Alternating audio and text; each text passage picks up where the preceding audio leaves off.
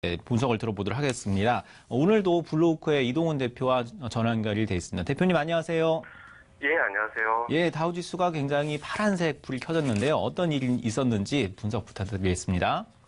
예, 미증시 오늘 비교적 큰 폭으로 빠졌고요. 말씀하신 대로 다우지수는 300포인트 이상 하락했습니다. 이틀 동안 500포인트 이상 급락을 하는 큰 폭의 약세 만들어졌는데, 글로벌 증시가 다 빠지고 있습니다. 이제 미국뿐만 아니라 유럽도 빠지고, 전일 아시아 증시도 큰 폭으로 하락하면서 전체적인 어떤 약세 흐름이 나타나고 있는데, 가장 큰 변수는 역시 금리입니다. 이제 금리 인상 가능성. 금리 인상된다라는 것이 새삼스러운 내용은 아닙니다만은 가파르게 인상되지 않을까 이런 어떤 우려감이 시장에서는 강하게 어떤 작용되는 그런 모습이 나타나고 있거든요. 실제로 최근에 대표적으로 우리가 이제 바람이 들어보는 것이 미국의 10년물 국채 수익률인데 2.7% 넘어서 2.73까지 올라서는 그런 모습들이 나타나고 있거든요. 금리 올라가게 되면 시장에서는 여러 가지 어떤 변수로 좀 생각을 하게 됩니다. 채권 시장 불안정해지고요. 그리고 금리 올라갔을 때 부동산이라든가 주식시장으로 들어오던 자금이 줄어들 수 있거나 또는 이탈할 것이다. 이렇게 이제 투자자들은 걱정을 하게 되는 거죠. 그리고 글로벌 증시 전체적으로 보면 투자하던 자금이 회수돼서 본국으로 넘어가게 된다. 이렇게 또 생각을 하게 되기 때문에 미국뿐만의 악재가 아니라 중국을 비롯해서 아시아 증시 그리고 유럽 증시가 전반적으로 약세를 보이는 그런 계기가 만들어지고 있습니다. 특히 FOMC 앞두고 있는 상태에서 이제 옐런이 진행하는 마지막 FOMC죠. 이제 파웰로 바뀌게 될 텐데 새로운 어떤 연준 인사들 중에서는 좀 매파적 성향의 인사들이 많을 것이다. 이렇게 또 시장에서는 보고 있거든요. 이렇게 되면 전체적으로 금리 인상이 올해 3차례가 아니라 4차례 이상 되는 데 가능성 이런 부분들을 최근에 몇몇 IB에서 주장하고 있는데 이런 부분들이 이제 현실화될 가능성이 높지 않을까 이렇게 이제 투자자들은 걱정을 했고 이런 내용들이 매물을 불러오면서 지수가 좀 크게 밀리는 그런 요인으로 작용을 했습니다. 또 지수 밀리는 요인은 이런 금리뿐만 아니라 개별적인 기업들 악재 이 부분들도 또 불거졌는데요.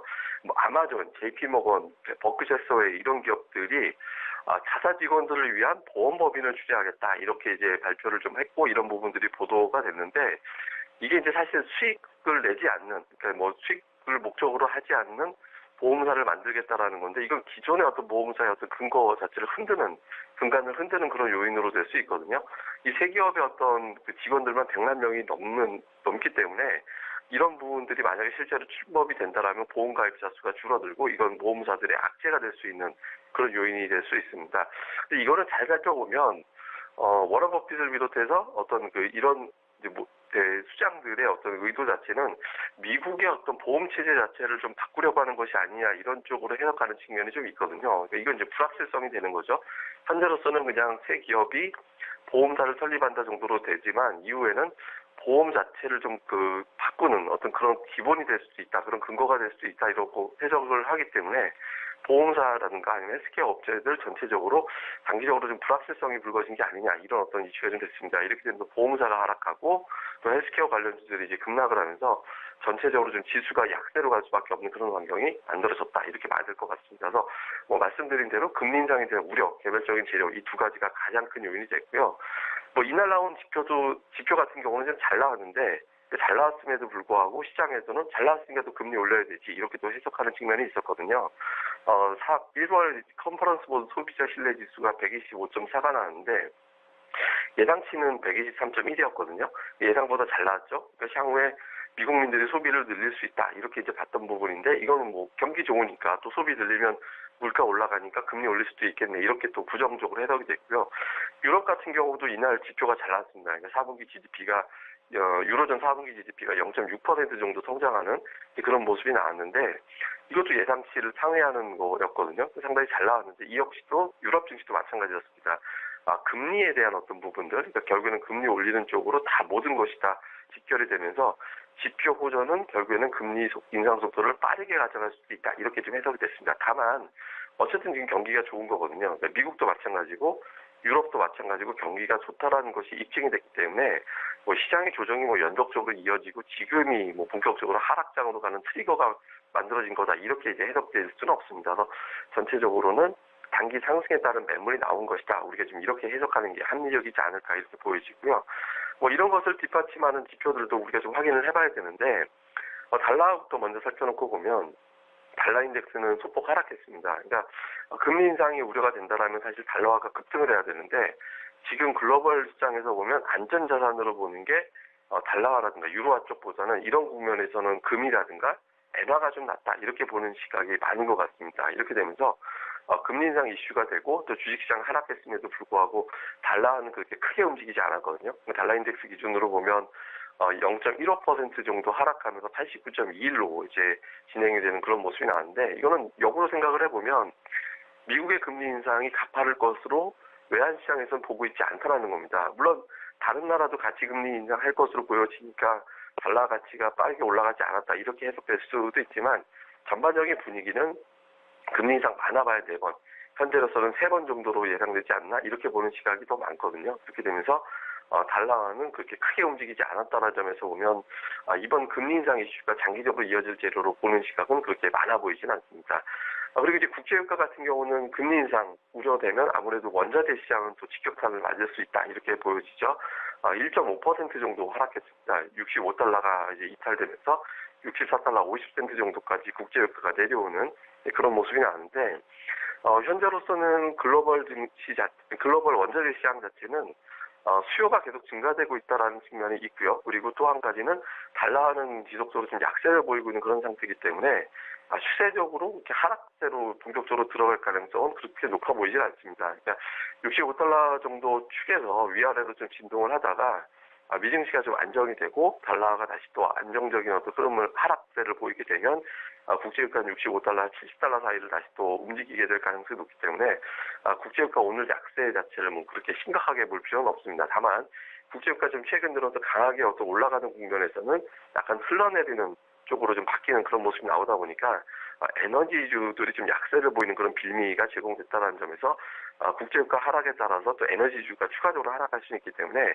이 추이는 계속해서 모니터링을 좀 해봐야 될 것 같습니다. 그리고 이제 교외 지표 보면 변동성 지수, 우리가 이제 공포 지수라고 얘기하죠. 그러니까 보통 공포 지수라고 얘기하기 때문에 이 지수가 많이 올라가면 시장 참여자들이 그만큼 부담을 많이 느끼고 있다 이렇게 봐야 되는데 변동성 지수는 장중에 오늘 15까지도 넘기는 그런 모습이 나오기도 했습니다만은 상승폭이 좀 둔화가 됐습니다. 이렇게 됩니다. 7.37%. 어제 20%나 이제 폭등을 했습니다. 폭등을 했었죠. 오늘도 추가적으로 올라갔다가 이제 상승폭이 좀 둔화되면서 14.86으로 이제 마감이 됐는데 이거는 일단 10 이하, 그러니까 9 정도 내려가면은 증시의 과매수로 얘기하는 건데요. 15를 넘어가게 되면 또 과매수가 풀리고 20 넘어가면 또 오히려 과매도로 바뀌게 되거든요. 그러니까 지금은 시장에서 종목들별로 적절한 조정이 어느 정도 나왔다 이렇게 보는 투자자들이 늘었다고도 해석할 수 있습니다. 그래서 뭐 변동성 지수 지금 이치 올라온 것은 시장이 또 하락한다 하더라도 연속적인 하락은 또 제한적이다. 우리가 또 이렇게 해석할 수 있다. 이렇게 봐야 될 것 같고요. 야간 선물은 하락했습니다. 역시 뭐 미증시 하락하다 보니까 외국인들도 좀 많이 팔았습니다. 1065기업 정도 매도하는 가운데 0.34%. 그러니까 우리 증시가 초반에 10포인트 정도 하락해서 출발할 것으로 외국인들은 이렇게 예측하면서 마무리가 되는 그런 모습을 보였는데요. 이런 내용들 종합을 해서 뭐 좀 중요한 어떤 변수들 체크해 보면서 우리가 시장의 흐름을 또 전망을 좀 해봐야 될 텐데 우선은 당장 금리가 중요합니다. FOMC 시작이 되고 이제 곧 또 미국에서의 금리가 어떻게 결정이 될지 이렇게 될 텐데 FOMC 지나가게 되면 금리가 어느 정도 좀 방향을 잡게 될 겁니다. 지금은 좀 가파르게 올라가고 있는데 이번 FOMC에서 주는 메시지가 이렇게 가파른 금리 인상은 없다라는 쪽을 재확인해 준다면 금리가 좀 안정이 되면서 주식시장이 바로 안정을 찾을 가능성이 있거든요. 그래서 FOMC 이후에 금리, 10년물 국채금리 수익률이 어떤 형태로 변화가 되는지 이 부분 계속해서 모니터링 해봐야 될 텐데 특히 아시아 증시가 여기에 민감하게 반응할 수 있거든요. 그래서 뭐 10년물 국채금리 추이 어떻게 바뀌게 되는지 이 부분 좀 잘 봐야 될 것 같고요. 또 한 가지는 좀 걱정거리가 될 수 있는 건데 이제 애플의 실적입니다. 애플 실적 곧 발표하게 될 텐데 이제 이날 또 나온 재료가 아이폰 10의 이제 분기 생산 목표치가 절반으로 떨어졌다라는 보도가 나왔거든요. 그러니까 이 부분을 애플에서 실제로 발표를 하게 된다면 애플의 주가가 지금 뭐 박스권 하단 이탈해가고 지금 내려가고 있는 상황인데 여기서 추세적으로 더 밀리는 경우가 만들어질 수 있게 되고 애플의 시가총액 상당히 부담스럽게 높은 종목이기 때문에 뭐 좋을 때는 부담이 없습니다만 뭐 나쁠 때는 부담이 될 수밖에 없죠. 그러니까 애플의 어떤 흐름 자체가 시장의 추가적인 하락을 도모하는 그런 계기가 될 수 있거든요. 그래서 애플의 실적과 전망치가 어떻게 나오는지 지금은 기업들의 실적이 대체로 좋게 나오는 그런 상황이기 때문에 뭐 딱히 이렇게 실적 발표 자체가 뭐 증시 악재로 부각될 가능성은 그렇게 높진 않습니다. 다만 애플이라는 종목이 워낙 걱정거리를 최근에 많이 만들어낸 종목이기 때문에 시장에 좀 관심도가 높아졌다라는 점에서는 좀 모니터링 좀 해봐야 될 것 같고요. 마지막으로는 중요한 지표는 이제 ADP 민간 고용입니다. 예상치가 18만 5천 명 정도 이제 예상하고 있는데, 뭐 워낙 고용 시장이 좀 안정돼 있는 편이기 때문에 10만 명 이상만 유지가 돼도 사실은 좋은 거거든요. 예상치가 이제 18만 명 전후 정도 돼 있죠. 그러니까 이 수준 정도 부합돼서 나온다면, 뭐 경기 좋다라고 하는데 주식시장이 막연하게 계속 연속적으로 하락하거나 그렇게 만들어지진 않거든요. 그래서 지금은 뭐 지표가 좋게 나오면 금리 인상 이슈가 불거지긴 하지만 어쨌든 지표 잘 나오는 건 경기가 좋기 때문에 또 하락은 제한시킬 수 있는 요인이 되거든요. 그래서 오늘 나오는 여러 지표 중에서 민간 고용 지표 18만 5천 명 정도 예상하고 있는 수준에서 부합해서 나오고 또 애플의 실적 전망도 양호하게 나오고 이렇게 되면 또 증시가 또 하락이 방어가 되는 그런 모습이 나올 수 있기 때문에 이런 나오는 지표와 실적 흐름도 주의 깊게 잘 살펴보시는 게 좋겠습니다. 네, 이동훈 대표와 함께 해외시장 흐름 잘 살펴보았습니다. 대표님 감사합니다.